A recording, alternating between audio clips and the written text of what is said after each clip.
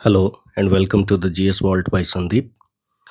Polity में भारतीय संविधान के आर्टिकल्स के यानी कि अनुच्छेदों की श्रृंखला में ये अगला वीडियो है जिसमें हम पार्ट 4 देखने जा रहे हैं। पार्ट 4 यानी कि जिसमें directive principles of state policy दिया गया है, यानी कि राज्य के नीति निर्देशक तत्व दिए गए हैं। यानी इसमें वो आर्टिकल्स दिए गए हैं जो जिनका लागू होना यानी कि जिनका एप्लीकेशन जो है by a court of law नहीं होता, यानी कि जिनको अदालत के द्वारा प्रवर्तनीय नहीं रखा गया है, कोर्ट्स के द्वारा जो है जिनको लागू नहीं किया जा सकता, एनफोर्स नहीं किया जा सकता। ये केवल डायरेक्टिव्स हैं जो कि स्टेट को यानी कि द गवर्नमेंट ऑफ इंडिया और जो भी मशीनरी है सरकारी, उस सब को जो है हमारा संविधान देता है। ठीक है, इसमें 26 आर्टिकल नंबर 36 से लेकर आर्टिकल नंबर 51 के बीच में आर्टिकल्स दिए गए हैं। तो इस वीडियो का उद्देश्य ये है कि हम लोग जो है एक-एक करके आर्टिकल्स देख डालें कि कौन-कौन से आर्टिकल्स दिए गए हैं और क्या-क्या पर्पज़ है उनका। तो आर्टिकल नंबर 36 से शुरू करते हैं। आर्टिकल नंबर 36 क्या है? तो ये जो है डेफिनेशन ऑफ स्टेट बताता है। डेफिनेशन ऑफ स्टेट कहने का मतलब क्या हुआ कि राज्य की परिभाषा देता है। और राज्य की परिभाषा कहने का मतलब क्या हुआ कि नॉर्मली जो है हम लोग राज्य शब्द का अर्थ ये समझते हैं कि राज्य कहने का मतलब हो गया, स्टेट कहने का मतलब ये हो गया कि यूपी, बिहार, तमिलनाडु, केरल, कर्नाटक, ऐसे जो स्टेट्स देखते हैं, जो कि अभी 28 स्टेट्स हैं अपने देश में। तो यहाँ स्टेट का मतलब वो नहीं है। जैसा कि सेम हम लोगों ने इससे पहले देखा था कि आर्टिकल नंबर 12 में भी है ना, एक ऐसा ही सिमिलर डेफिनेशन दिया गया था। आर्टिकल नंबर 12 क्या कहता है कि state is equal to what? State का मतलब हो गया government of India plus government of states. Government of India plus government of states.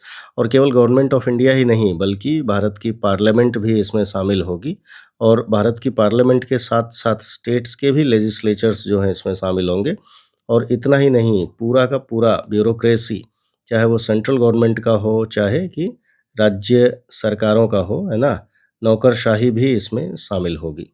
तो यानी कि ऐसा कोई भी संस्था, ऐसा कोई भी व्यक्ति जो सरकार से पैसा लेता है, सरकार से फाइनेंस्ड है, सरकार का काम कर रहा हो, उस पूरी व्यवस्था को इकट्ठा एक साथ हम क्या कहते हैं? स्टेट कहते हैं। तो आर्टिकल नंबर 12 जो है स्टेट की परिभाषा बताता है। आर्टिकल नंबर 36 कहता है कि for the purposes of part 4 के लिए के उद्देश्यों के लिए स्टेट की, जहाँ भी स्टेट शब्द का इस्तेमाल किया जाएगा, स्टेट का डेफिनेशन वही होगा जो कि पार्ट 3 में आर्टिकल नंबर 12 में दिया गया था। तो यानी कि सेम डेफिनेशन ऑफ स्टेट यहाँ भी लागू होगा जो पार्ट 3 के लिए था। इसमें हम लोगों ने समझा था मतलब कि पिछले किसी वीडियो में समझा था जिसमें पार्ट 3 कर रहे थे। उसमें हम लोगों ने समझा था कि स्टेट में जो है कोर्ट्स आर नॉट इंक्लूडेड, है ना। कोर्ट्स आर नॉट इंक्लूडेड यानी कि अदालतें जो हैं स्टेट की परिभाषा में शामिल नहीं होती हैं। तो आर्टिकल नंबर 36 का ये उद्देश्य था। उसके बाद आता है हमारा आर्टिकल नंबर 37। आर्टिकल नंबर 37 क्या बताता है? तो एप्लीकेबिलिटी बताता है, एप्लीकेशन बताता है। एप्लीकेशन कहने का मतलब क्या हो गया कि इस पार्ट में जो प्रिंसिपल्स दिए गए हैं वो कैसे अप्लाई होंगे। एप्लीकेशन मतलब लागू होना, कि कैसे ये लागू होंगे, है ना। ये आर्टिकल नंबर 37 कहता है। आर्टिकल नंबर 37 कहता है कि पार्ट 4 यानी कि भाग 4 में जितने भी प्रिंसिपल्स, जो भी सिद्धांत दिए गए हैं, है ना, are not applicable in a court of law. Are not applicable in a court of law. इसका मतलब क्या हो गया कि यह अदालत द्वारा प्रवर्तनीय नहीं है ना। इनको अदालत के द्वारा एनफोर्स नहीं किया जा सकता, लागू नहीं किया जा सकता है। तो ये फिर इनके देने का मकसद ही क्या है भाई? है कि नहीं? अगर अदालत द्वारा प्रवर्तनीय नहीं है तो इनको रखने का मकसद क्या है? तो डॉक्टर अंबेडकर के शब्दों में अगर कहा जाए तो ये जो हैं अदालत के द्वारा, है ना, कानून की अदालत के द्वारा लागू नहीं होते, बट जनता की अदालत द्वारा लागू होते हैं। यानी स्टेट को जिम्मेदारी दी गई है, सरकार को जिम्मेदारी दी गई है कि इन सिद्धांतों को लागू करे, और अगर नहीं करती है तो सरकार को, जनता को जवाब देना पड़ेगा, अदालत में जवाब भले न देना पड़े। और बस इतना ध्यान रखना है कि फंडामेंटल राइट्स जो हैं आर्टिकल नंबर 13 के अनुसार अदालत द्वारा प्रवर्तनीय है। और कोई भी ऐसा कानून अगर बनता है जो कि फंडामेंटल राइट्स का उल्लंघन करता है तो ऐसे कानून को रद्द कर दिया जाएगा अदालतों के द्वारा। लेकिन इस केस में जो है वो सेम चीज़ एप्लीकेबल नहीं है। ठीक है, ये ध्यान रखेंगे। नेक्स्ट आता है उसके बाद आर्टिकल नंबर 38। तो आर्टिकल नंबर 38 क्या है? आर्टिकल नंबर 38 जो है भारत को एक वेलफेयर स्टेट घोषित करता है। जब हम लोग इसका एलैबोरेट वीडियो बनाएँगे जल्दी ही हम चैनल पे शुरू करेंगे कि पॉलिटी की पूरी क्लासेस जिसमें theory as well as facts दोनों को एक साथ मिला के पढ़ेंगे। अभी हम लोग सिर्फ आर्टिकल्स देख रहे हैं। तो आर्टिकल नंबर उसमें हम लोग इस चीज़ को और क्लैरिफ़ाई करेंगे, एलैबोरेट करेंगे। आर्टिकल नंबर 38 बस एक शब्द में ऐसा समझ लें क्या कहता है कि वेलफेयर स्टेट यानी कि लोक कल्याणकारी राज्य। इसका मतलब क्या होता है कि आर्टिकल नंबर 38 कहता है कि भारत राज्य जो है ना? राज्य यानी कि भारत की सरकार ऐसे मोटे-मोटे शब्दों में हम समझ लें कि जो भी कानून बनाएगी, उन कानूनों का उद्देश्य क्या होगा? लोगों का कल्याण करना। यानी कि सरकार का पर्पस क्या है? बेसिक पर्पस क्या है? इस सरकार की प्रकृति क्या है? नेचर क्या है? तो इट्स अ वेलफेयर स्टेट। ये आर्टिकल नंबर 38 घोषित करता है। उसके बाद एक बहुत ही इंपॉर्टेंट आर्टिकल आता है article number 39। Article number 39 important इस सेंस में है कि आर्टिकल नंबर 39 जो है एक सोशलिस्टिक प्रिंसिपल है और ये कई सारी चीज़ें जो हैं एक साथ प्रोवाइड करता है, जिसको हम लोग आर्टिकल नंबर 39 ए, बी, सी, डी करके देख सकते हैं। जैसे कि आर्टिकल नंबर 39 में एक है कि एडिक्वेट मीन्स ऑफ लाइवलीहुड दिया गया है ए में। एडिक्वेट मीन्स ऑफ लाइवलीहुड कहने का मतलब क्या होता है कि आजीविका के पर्याप्त साधन। मीन्स ऑफ लाइवलीहुड आजीविका के पर्याप्त साधन जो है उपलब्ध होने चाहिए। ये राज्य की ज़िम्मेदारी है कि सरकार की ज़िम्मेदारी है कि जितने भी लोग हैं, है ना, देश में उनको आजीविका के पर्याप्त साधन उपलब्ध कराना होगा, ये है। दूसरा क्या बताता है कि कॉमन गुड, है ना, कि जितने भी रिसोर्सेज हैं, देश के जो रिसोर्सेज हैं, जो संसाधन हैं, ये इंश्योर करना होगा कि इनका इस्तेमाल जो है कॉमन गुड के लिए किया जाए। कॉमन गुड कहने का मतलब कि सबके हित के लिए इनका प्रयोग हो, ना कि किसी एक व्यक्ति के हित के लिए या है ना, किसी के अगेंस्ट, ठीक है? जो भी रिसोर्सेज हैं वो सब कम्युनिटी रिसोर्सेज हैं, है ना? कम्युनिटी के हैं, सामुदायिक हैं, ठीक है? तो उनका जो डिस्ट्रीब्यूशन होना चाहिए वो इक्विटेबल होना चाहिए, है ना? डिस्ट्रीब्यूशन कहने का मतलब क्या है कि इनका बँटवारा जो है वो समुचित होना चाहिए, उचित होना चाहिए, सम्यक होना चाहिए ना, तो इक्विटेबल जिसको हम कहते हैं, इक्विटेबल, ठीक है? इक्विटेबल कहने का मतलब बराबर, समान रूप से विभाजन, समान रूप से बँटवारा होना चाहिए सबके बीच में। आर्टिकल नंबर 39 का पार्ट बी कहता है। उसके बाद आता है आर्टिकल नंबर 39 का पार्ट सी। पार्ट सी कहता है कि इकोनॉमिक सिस्टम जो है इंडिया का, है ना? वो कुछ इस प्रकार से चलाया जाए कि कंसंट्रेशन ऑफ वेल्थ नहीं होना चाहिए, नो कंसंट्रेशन ऑफ वेल्थ, यानी कि धन का संकेंद्रण नहीं होना चाहिए। इसका मतलब क्या है कि जो भी रिसोर्सेज हैं, जो भी धन है, जो भी क्रिएट हो रहा है इस इकोनॉमिक एक्टिविटीज़ के माध्यम से, वो एक या 2-4 हाथों में ही सीमित होकर न रह जाए, बल्कि उसका विभाजन कुछ इस प्रकार से हो, आर्थिक व्यवस्था कुछ इस तरीके से चले कि सभी को जो है उसका बराबर लाभ मिले, है ना? ऐसा ना हो कि एक ही आदमी बहुत धनी होता चला जाए, बाकी लोग बहुत गरीब होते चले जाएँ, तो कंसंट्रेशन ऑफ वेल्थ नहीं होना चाहिए। इसको रोकने के लिए सरकार क्या करती है? तो हम लोग बाद में डिस्कस करेंगे कि जैसे एक शब्द आता है जिसको हम कहते हैं प्रोग्रेसिव टैक्सेशन। प्रोग्रेसिव टैक्सेशन कहने का मतलब क्या होता है कि जिसकी आय जितनी अधिक होती है, सरकार उससे टैक्स भी उतना ही ज़्यादा लेती है ना? और भी कई सारे तरीके सरकार ने बना रखे हैं, इस्तेमाल करती है ताकि धन का संकेंद्रण ना हो। उसके बाद डी आता है, आर्टिकल नंबर 39 का ही पार्ट डी जो कहता है कि equal pay for equal work. इसका मतलब होता है कि समान कार्य के लिए समान वेतन, है ना? चाहे महिला हो, चाहे पुरुष हो, ठीक है? किसी भी वर्ग का व्यक्ति हो, उससे फ़र्क नहीं पड़ता। अगर समान काम किया गया है तो समान वेतन भी होना चाहिए। आर्टिकल नंबर 39 का पार्ट डी, ठीक है? समान कार्य, समान वेतन की व्यवस्था करता है। उसके बाद 39 का पार्ट ई आता है, जिसमें वर्कर्स के हेल्थ एंड स्ट्रेंथ की बात की गई है, ठीक? हेल्थ एंड स्ट्रेंथ की बात की गई है। हेल्थ एंड स्ट्रेंथ कहने का मतलब क्या हुआ कि स्वास्थ्य एवं ठीक है, बल की बात की गई है, ठीक है? और साथ ही साथ क्या कह रहे हैं कि मेन, वुमेन एंड चिल्ड्रन, ठीक? क्या कहते हैं कि workers plus main, women and children, economic व्यवस्था जो है हमारी, जो व्यवस्था सरकार द्वारा चलाई जा रही है या जो भी व्यवस्था है टोटल देश की, वो ऐसे चले कि इनका शोषण ना होने पाए, है ना? शोषण ना हो। तथा स्पेसिफिकली चिल्ड्रन के लिए क्या कह रहे हैं कि आर्टिकल नंबर इसी में 39 का पार्ट एफ क्या कहता है कि हमारी व्यवस्था, है ना, और कुछ इस तरह से चले कि बच्चों को जो है ना, एक हेल्दी मैनर में डेवलप होने का अवसर मिले, ठीक है? हेल्दी मैनर में डेवलप होने का अवसर मिले और ये व्यवस्था जो है उनके लिए शोषणकारी ना हो। तो इस तरीके से हम देखते हैं कि आर्टिकल नंबर 39 में ए, बी, सी, डी, ई, एफ है ना, टोटल 6 अलग से इसमें मतलब 6 पार्ट्स में अलग-अलग तरीके के निर्देश दिए गए हैं और ये जो है ऑलमोस्ट इस इकोनॉमिक व्यवस्था को, जो आर्थिक व्यवस्था है देश की, उसको इस प्रकार से चलाए जाने की वकालत करता है जिससे किसी भी व्यक्ति का चाहे वो वर्कर्स हों, मेन हो, वुमेन हो, चिल्ड्रन हो, उनका शोषण होने ना पाए, ठीक है? नेक्स्ट आते हैं, उसके बाद आता है आर्टिकल नंबर 39 ए। अब आर्टिकल नंबर 39 ए लिखा होने का मतलब ये होता है कि आर्टिकल नंबर 39 ए जो है किसी संशोधन से आया होगा, तो बस इसको इतना ध्यान रखना है कि ये 42nd अमेंडमेंट 1976 के माध्यम से भारत के संविधान में जोड़ा गया था। ये चीज़ ध्यान रखना है ना? और इसमें दिया क्या गया है, तो बस ये ध्यान रखना है कि आर्टिकल नंबर 39 ए जो है equal justice and free legal aid की बात करता है।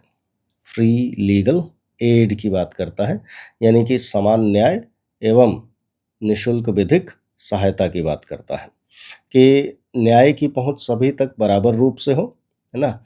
और सभी को अगर वो सक्षम नहीं है ना, तो विधिक सहायता यानी कि फ्री में वकील करना या लीगल एड देना या है ना, किसी भी तरीके से विधिक सहायता करने की ये जो है निशुल्क होना चाहिए और सरकार की जिम्मेदारी होनी चाहिए, ठीक है? राज्य की जिम्मेदारी है कि ये चीज़ें जो है उपलब्ध कराए देश के लोगों के लिए। तो ये ध्यान रखना है आर्टिकल नंबर 39 ए में। इसके बाद बारी आती है नेक्स्ट आर्टिकल की, आर्टिकल नंबर 40। अच्छा, एक चीज़ और, एक सवाल देखा था मैंने रिसेंटली, जिसमें ये पूछा गया था कि कौन-कौन से संविधान संशोधन जो हैं रिलेटेड हैं डीपीएसपी से या पार्ट 4 से। तो उसमें ध्यान रखिएगा कि आर्टिकल नंबर 38 में जो है 44th अमेंडमेंट भी किया गया था एक बार। 44th अमेंडमेंट कब हुआ था? 1978 में हुआ था, तो इससे भी जो है आर्टिकल नंबर 38 में कुछ बदलाव किए गए थे। बाकी 39 ए हम लोगों ने देख ही लिया, 42nd अमेंडमेंट, तो ये भी जो है जुड़ा हुआ है ना, डीपीएसपी से, ये भी ध्यान रखिएगा। उसके बाद आता है हमारा article number 40। Article number 40 related है ऑर्गेनाइजेशन ऑफ विलेज पंचायत से। ऑर्गेनाइजेशन ऑफ विलेज पंचायत कहने का मतलब क्या हुआ कि ग्राम पंचायतों का गठन, ठीक है? ग्राम पंचायतों का गठन, ठीक है? तो आर्टिकल नंबर 40 कहता है कि ग्राम पंचायतों का गठन किया जाना चाहिए और कुछ इस प्रकार से किया जाना चाहिए कि उनके पास पर्याप्त शक्तियां हों जिससे वो सेल्फ इंडिपेंडेंट हो सकें, सेल्फ डिपेंडेंट रह सकें और जो है इस प्रकार से फंक्शन करें as a unit of self government, है ना, कि स्वराज का, जो गांधी जी का सपना था ग्राम स्वराज का, उसको जो है आर्टिकल नंबर 40 में समाहित किया गया है। उसके बाद आता है हमारा आर्टिकल नंबर 41। आर्टिकल नंबर 41 क्या है? तो कहता है कि कुछ दशाओं में, है ना, इसको आप ऐसे लिख सकते हैं, right to work, to education and to public assistance in certain conditions. तो बेसिकली आर्टिकल नंबर 41 क्या कहता है कि कुछ दशाओं में, है ना, लोगों को काम करने का अधिकार होना चाहिए, है ना, और साथ ही साथ शिक्षा का अधिकार होना चाहिए और लोक सहायता पाने का भी अधिकार होना चाहिए। लोक सहायता पाने का अधिकार मतलब कि सरकार से मदद पाने का भी अधिकार होना चाहिए, ठीक है? तो काम, शिक्षा और लोक सहायता पाने का अधिकार होना चाहिए कुछ केसेस में लोगों को। कौन-कौन से केसेस हो सकते हैं कि जैसे कोई अनाथ है, बेसहारा है, बूढ़ा है या विधवा है, या कह लें कि कुछ केसेस में ना बच्चे हैं फॉर एग्जांपल, तो ऐसे केसेस में जैसे कोविड है या बहुत सीरियस मेडिकल कंडीशन है, तो कुछ केसेस में सरकार द्वारा जो है लोगों को सहायता दी जानी चाहिए। जैसे हम देखते हैं ना कि हमारे यहाँ रैन बसेरे बसाए जाते हैं, या कह लें कि ठंड के दिनों में कंबल बांटी जाती है ना, पेंशन दिया जाता है, ठीक, फ्री में एजुकेशन प्रोवाइड करने का काम किया जाता है। तो वो सारी चीज़ें आर्टिकल नंबर 41 के तहत सरकार को ऐसा निर्देश देता है हमारा संविधान। उसके बाद आता है आर्टिकल नंबर 42। आर्टिकल नंबर 42 क्या कहता है कि just and humane conditions of work and maternity relief. Conditions of work and maternity relief, यानी आर्टिकल नंबर 42 जो है ये रिलेटेड है कि ऐसे उद्योग, फैक्ट्रियाँ, है ना, व्यवसाय, अगर किसी को काम पे लगाया जा रहा है, कोई मज़दूर है, काम कर रहा है, तो उसके काम करने की जगह जो है कैसी होनी चाहिए? तो न्याय संगत होनी चाहिए और मानवोचित होनी चाहिए, है ना? काम करने की स्थितियाँ कैसी होनी चाहिए?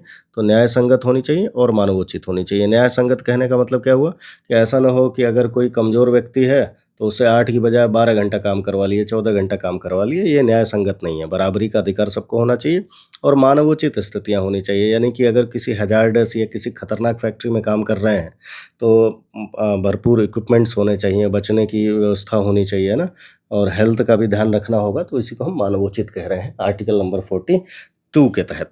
और मैटरनिटी रिलीफ कहने का मतलब होता है प्रसूति सहायता। प्रसूति सहायता यानी कि अगर सॉरी कि अगर कोई महिला काम कर रही हैं, तो प्रेगनेंसी के केस में जो है उससे रिलेटेड जो भी सुविधाएँ दी जानी चाहिए, वो सारी चीज़ें उसमें इंक्लूडेड हैं। कि जैसे क्रैश फैसिलिटी होनी चाहिए, पेड लीव होनी चाहिए, है ना? ये सारी चीज़ें, मेडिकल फैसिलिटीज़ होनी चाहिए, ये सारी चीज़ें आर्टिकल नंबर 42 कवर करता है। उसके बाद आता है आर्टिकल नंबर 43। आर्टिकल नंबर 43 क्या बात करता है? तो लिविंग वेज की बात करता है। Living ways for workers. Living ways for workers की बात करता है, यानी कि कर्मकारों को निर्वाह मजदूरी होनी चाहिए। यानी अगर कहीं पे कोई काम कर रहा है, तो उसकी मजदूरी इतनी होनी चाहिए कि कम से कम वो अपना गुज़र बसर कर सके, उसका निर्वाह हो सके, है ना? कर्मकारों को निर्वाह मजदूरी की व्यवस्था करता है आर्टिकल नंबर 43। साथ ही साथ आर्टिकल नंबर 43 में कॉटेज इंडस्ट्रीज़ को प्रोत्साहन देने की भी बात की गई है। कॉटेज इंडस्ट्रीज़ कहने का मतलब कुटीर उद्योग जिनको हम कहते हैं, जो बहुत स्मॉल स्केल की इंडस्ट्रीज़ होती हैं। ये जो एक घर से चलाई जाती हैं, जैसे मोमबत्ती बनाने की फैक्ट्री हो गई, घड़ी पे डाल दिया, है ना? या अगरबत्तियाँ बना रहे हैं, अचार बना रहे हैं, ये सब क्या है? कॉटेज इंडस्ट्रीज़ हैं, जो कि नॉर्मली जो है, कॉटेज कहने का मतलब क्या है? कुटिया, है ना? घर, मड़ैया जिसको हम कह रहे हैं। तो कॉटेज इंडस्ट्रीज़ जो होम बेस्ड चलती हैं, या 2-4 लोग अपने ही घर के, एक ही घर के उसमें शामिल हैं, तो इस तरीके की इंडस्ट्रीज़ को भी प्रोत्साहन देने की बात करता है आर्टिकल नंबर 43। उसके बाद बारी आती है आर्टिकल नंबर 44 की। आर्टिकल नंबर 44 पे आने से पहले आर्टिकल नंबर 43 में 2 बार संशोधन भी किया गया है। एक आता है आपका आर्टिकल नंबर 43 ए, इसको जो है ध्यान रखेंगे कि 42nd अमेंडमेंट के माध्यम से जोड़ा गया था। और 42nd अमेंडमेंट कब किया गया था? तो 1976 में किया गया था। आर्टिकल नंबर 43 ए जुड़ा हुआ है participation of workers in the management of industries. Participation of workers कहने का मतलब क्या हुआ? कि कोई भी उद्योग धंधे हैं, है ना? तो उनके मैनेजमेंट में, उनके प्रबंधन में मज़दूरों की भागीदारी होनी चाहिए। यानी कि जो काम कर रहे हैं, उनका भी रिप्रेजेंटेशन सुनिश्चित किया जाना चाहिए ना, कि उनके भी रिप्रेजेंटेटिव्स उसके मैनेजमेंट में शामिल हों। और सरकारें इसको कैसे इंश्योर करती हैं? तो फॉर एग्ज़ाम्पल लेबर यूनियंस बनते हैं ना, ये ध्यान रखेंगे। तो लेबर यूनियंस के रिप्रेजेंटेटिव्स आमतौर पे कंपनियों के बोर्ड ऑफ मैनेजमेंट में शामिल होते हैं, या उनकी राय भी ली जाती है मैनेजमेंट में। तो ये ध्यान रखेंगे कि आर्टिकल नंबर 43 ए जो है, सरकार को निर्देश देता है ना? कि मज़दूरों की भी भागीदारी सुनिश्चित की जाए उन इंडस्ट्रीज़ के मैनेजमेंट में जिसमें वो काम करते हैं। उसके बाद आता है आर्टिकल नंबर 43 बी। अब आर्टिकल नंबर 43 बी लिखा है, तो इसका मतलब ये भी कि किसी न किसी अमेंडमेंट के माध्यम से आया होगा। तो ध्यान रखेंगे कि ये 97th अमेंडमेंट हुआ था 2011 में, इसके माध्यम से आया। आर्टिकल नंबर 43 बी जुड़ा हुआ है प्रमोशन ऑफ कोऑपरेटिव सोसाइटीज़ से। Promotion of cooperative societies. अगर आपको ध्यान होगा, तो आर्टिकल नंबर 19(1) सी में हम लोगों ने देखा था कि कोऑपरेटिव सोसाइटीज़ बनाना एक फंडामेंटल राइट भी है। कोऑपरेटिव सोसाइटीज़ कहने का मतलब सहकारी संस्थाएं। अगर कोई उदाहरण याद आ रहा हो तो अच्छी बात है, वैसे आप उदाहरण ले सकते हैं कि जैसे अमूल। अमूल भी क्या है? एक कोऑपरेटिव सोसाइटी है। तो ऐसे कोऑपरेटिव सोसाइटीज़ को प्रमोट करना जो है, ये भी सरकार की जिम्मेदारी है।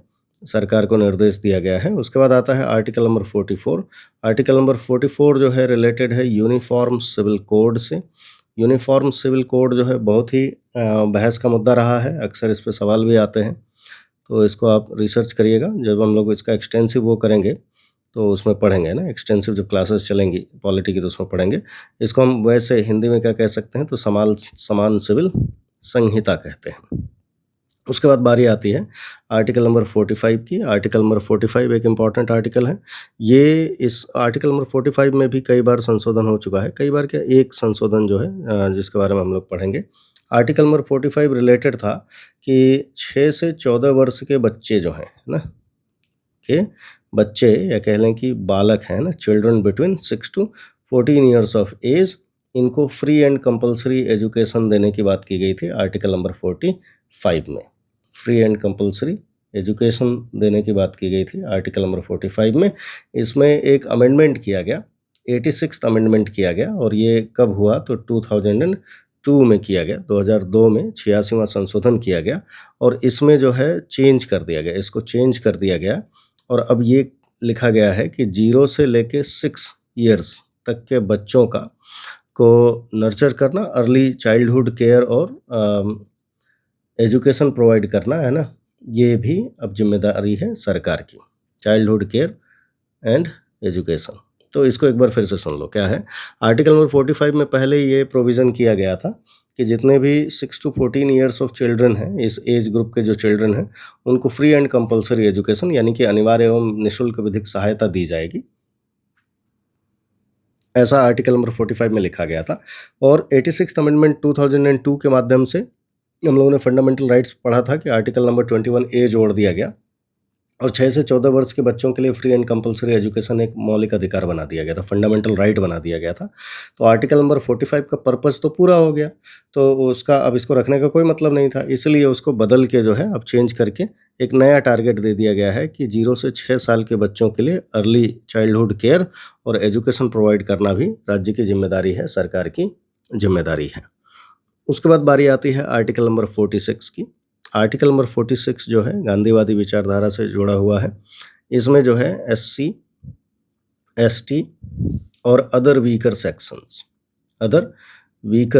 सेक्शंस यानी कि अनुसूचित जाति, जनजाति एवं अन्य दुर्बल वर्गों के एजुकेशनल एंड इकोनॉमिक इंटरेस्ट्स को प्रोमोट करने की बात की गई है। इंटरेस्ट्स का प्रमोशन, है ना, को प्रोत्साहन देने की बात करता है। तो आर्टिकल नंबर 46 बेसिकली क्या कहता है कि the state shall promote with special care the educational and economic interests of the weaker sections of the people and in particular of the scheduled castes and scheduled tribes and shall protect them from social injustice and all forms of exploitation। यानी basically क्या कह रहा कि in general जितने भी weaker sections हैं उनके educational और इकोनॉमिक इंटरेस्ट्स को की रक्षा करेगा, है ना, और ख़ास करके SC ST की शेड्यूल्ड कास्ट और शेड्यूल्ड ट्राइब्स जो हैं इनको जो है सोशल इनजस्टिस यानी कि सामाजिक अन्याय से बचाएगा और उनका शोषण होने से रोकेगा, आर्टिकल नंबर 46 कहता है। उसके बाद बारी आती है article number 47। Article number 47 related है कि it's the duty of the state, क्या कहता है कि राज्य का यह कर्तव्य है, और क्या कर्तव्य है, what is the duty of the state, to raise the level of nutrition,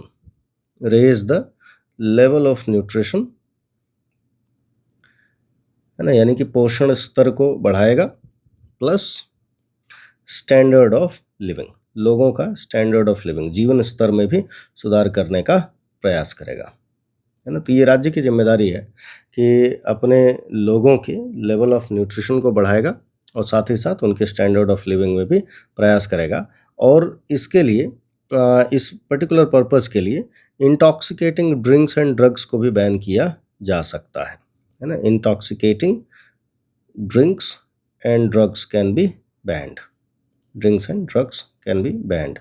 तो ये हम कह सकते हैं कि जैसे मान लीजिए कि बिहार में या गुजरात में जो प्रोहिबिशन लागू है, प्रोहिबिशन कहने का मतलब शराबबंदी लागू है, तो वो किस आर्टिकल के तहत जस्टिफाइड है, तो आर्टिकल नंबर 47 के तहत जस्टिफाइड है, क्योंकि, है ना, पब्लिक हेल्थ की बात करता है। आर्टिकल नंबर 47 बात करता है पब्लिक हेल्थ की, ठीक है, कि लोगों का पोषाहार स्तर बढ़ाना है, उनके जीवन स्तर में भी सुधार करना है, यानी लेवल ऑफ न्यूट्रिशन बढ़ाना है, स्टैंडर्ड ऑफ लिविंग भी सुधारना है, और साथ ही साथ पब्लिक हेल्थ को प्रोटेक्ट करना है ना। तो पब्लिक हेल्थ प्रोटेक्ट करने के लिए intoxicating drinks and drugs can be band, ये आर्टिकल नंबर 47 कहता है। उसके बाद बारी आती है आर्टिकल नंबर 48 की। आर्टिकल नंबर 48 रिलेटेड है organisation of agriculture and animal husbandry,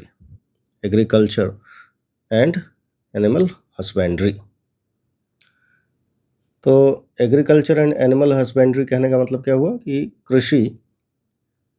एवं कृषि एवं पशुपालन, है ना। और कैसे कह रहा है कि organisation of agriculture and animal husbandry on modern and scientific lines, on modern and scientific lines. ये दोनों चीज़ें कैसे होंगी, तो आधुनिक तरीके से और वैज्ञानिक तरीके से की जानी चाहिए। ये प्रमोट करना सरकार की जिम्मेदारी है। तो सरकार की जिम्मेदारी है कि एनिमल हस्बेंड्री और एग्रीकल्चर दोनों को आधुनिक यानी कि मॉडर्न और साइंटिफिक तरीके से किया जाए, इसका प्रमोशन करना।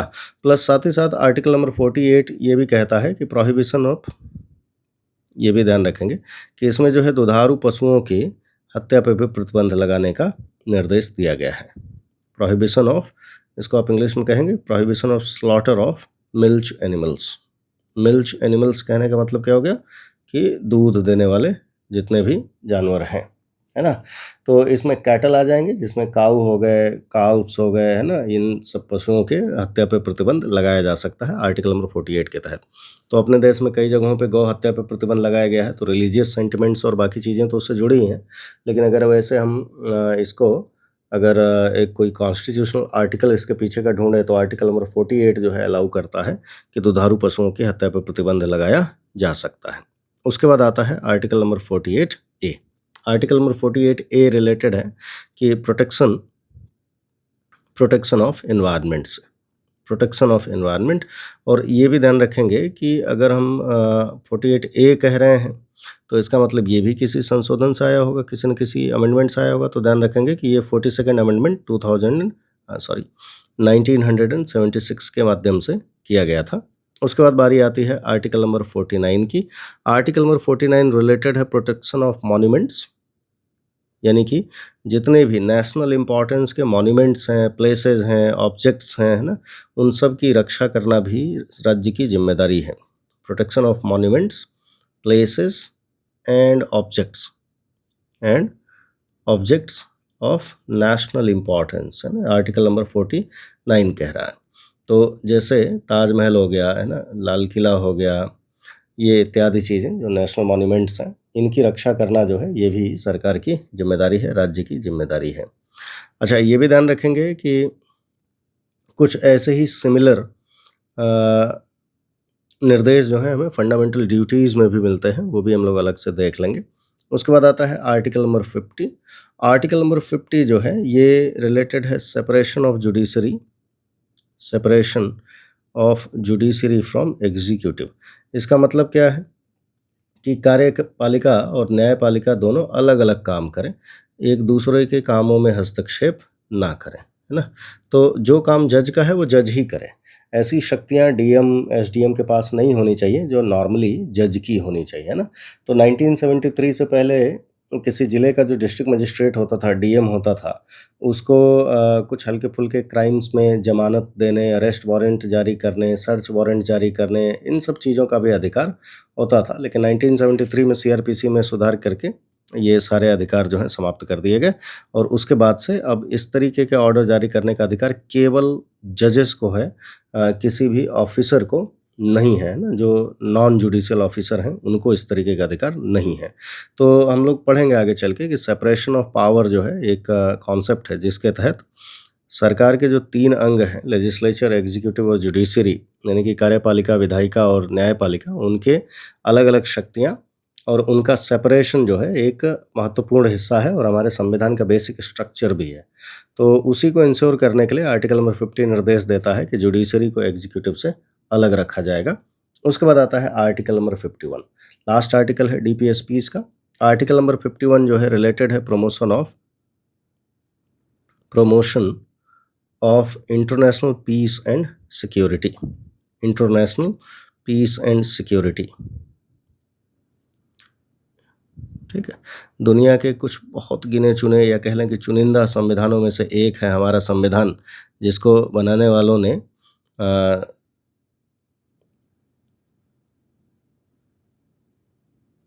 अंतर्राष्ट्रीय शांति एवं सुरक्षा की अभिवृद्धि करना, है ना, भारत सरकार की जिम्मेदारी बनाया। यानी अपनी सरकार को ही ये निर्देश दिया है कि आप अंतर्राष्ट्रीय शांति एवं सुरक्षा को भंग नहीं करेंगे, उसको प्रमोट करेंगे। और साथ ही साथ दूसरे देशों के साथ just and honourable relations maintain करेंगे, है ना? न्यायोचित और सम्मानजनक संबंध स्थापित करने का प्रयास करेंगे।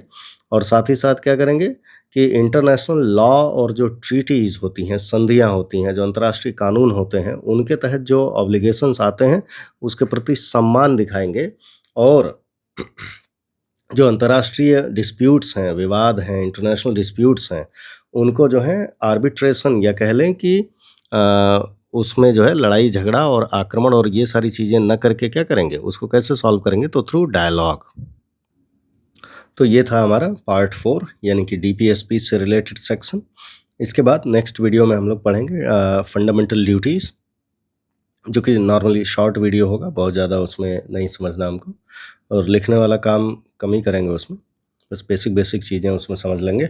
उसके बाद हम लोग आएंगे पार्ट 5 पे। पार्ट 5 में एक्सटेंसिव पार्ट है, वो कई पार्ट्स में कंप्लीट होगा। प्रेसिडेंट के से related articles, vice president etcetera, supreme court और सीएजी तक जाएंगे, तो उसको हम लोग अलग से देखेंगे। तब तक के लिए ये वीडियो देखने के लिए बहुत बहुत धन्यवाद। फिर से मिलते हैं।